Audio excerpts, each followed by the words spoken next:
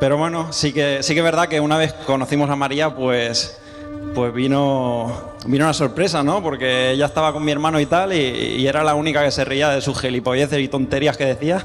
Y decías, coño, pues se quieren, sí.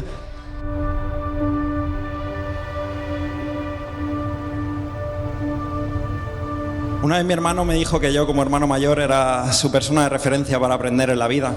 Y créeme que tú, como hermano pequeño, eres el vivo ejemplo de cómo ser mejor persona, porque yo no he conocido mayor corazón que el tuyo. Perdóname si alguna vez te he hecho la puñeta demasiado, porque te vas a tocar seguir sufriéndolo.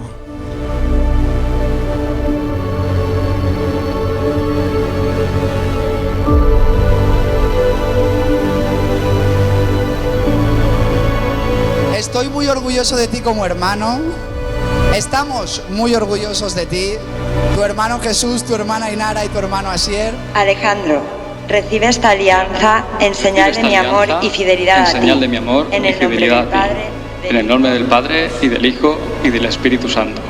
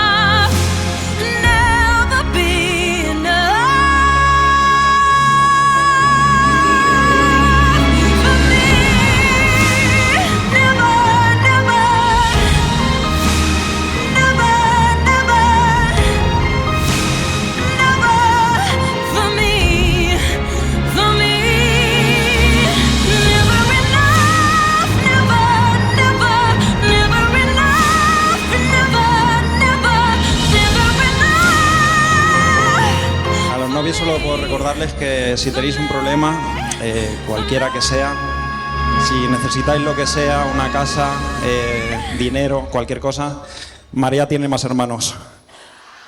Gracias.